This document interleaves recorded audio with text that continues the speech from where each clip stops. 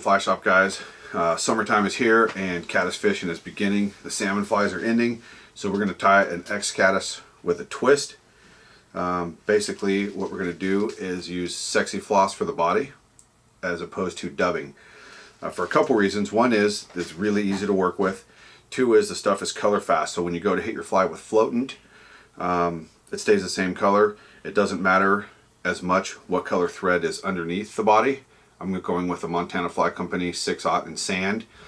If you're using dubbing, you really want to pay attention to color matching your thread to your dubbing, so that again, when you hit it with floatant or water while you're fishing it, it doesn't darken the dubbing to a shade you're not, looking to tie. So we're going to go with a brown x-caddis with sexy floss. Maybe we'll call it Sexi-X. First thing we do is start the thread.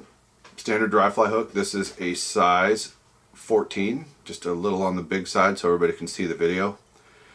Get the thread started, put a nice thread base down. It helps keep materials from rolling and spinning. And then you want to go with a crinkled Antron type yarn. We're using a rusty brown. That's going to be the trailer for the X. And this is going to help build the shape and taper of the body. I want it fairly slender with just a little bit of taper, so I'm going to tie it in up front, work my way to the rear of the fly.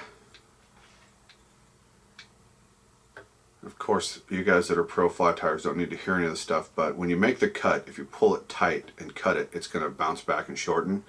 So just straighten it out, figure out your length, give it a snip. You can always shorten it from there, but you don't want to pull it tight when you make your cut. And we'll clip that guy out of there.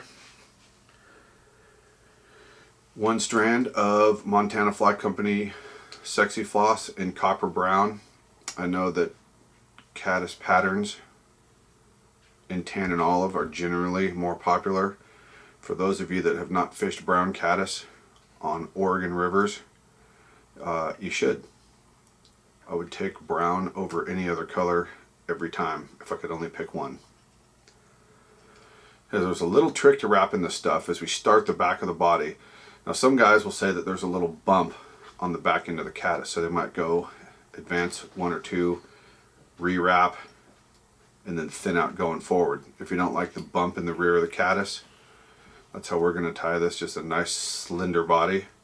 Put a little bit of tension on that sexy floss. It's going to thin it out, advance forward, making touching wraps, and as I move forward, I want to take some of the tension off of it, and that's going to help build just a little bit of a body taper. I'm starting to relax the tension now. And you can see that ever so slight body taper build into it. Up at the front, just taut enough to wrap so it doesn't come unwrapped. And with these x-caddis, there's not a whole lot going on in the front of the fly, so you can get the fly pretty close to the eye of the hook and not crowd things out. I'll put 3 or 4 turns of thread on there for the tie out, give it a clip. There's the basic body, super simple. Really nice with this sexy floss. Again, it doesn't matter if you're using Flyagra, premium gel floatant, whatever you use on it, that's not going to change color, and then the thread color underneath doesn't matter. So colors that work great, you can use cream, and that'll kind of imitate those aquatic moss if you smash down the wing. Purple ones work great, tan, olive, light olive, dark olive. They make this in the sexy floss in a myriad of colors, but this is great dry fly bodies for both caddis and mayflies. So not all elk hair is created the same. Find a good piece. You want some flare out of it. I found a really good piece of elk, so we'll just cut and stack that real quick.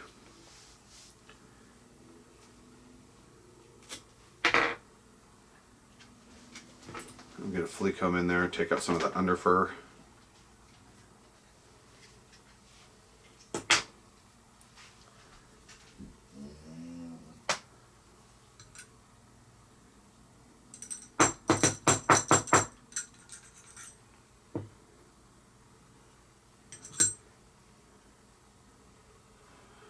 That stack looks nice. You get all the colors lined up from the black tips, and those caddis wings are always longer than the bodies of the fly, so I want to take that to about half of the tail point, which will get me, maybe an 1/8 inch of tail, and then an 1/8 inch to the bend of the hook, and that should give me good proportions to fish a caddis, and that looks about right. So I put that on top of the fly, pinch it really well with my left hand, put a loose wrap on. Second one, I'm going to tighten up the pressure a little bit, and if you do, this might take a little time to get used to it, but you should be able to spin up elk hair caddis and x-caddis with 6/0 thread without breakage.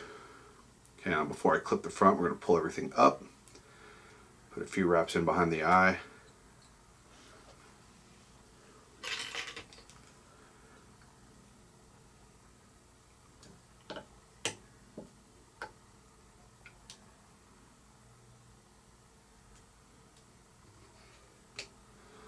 This is something nice to note too. A lot of guys will just pull on their whip finish, whether they're doing it by hand or with a whip finisher.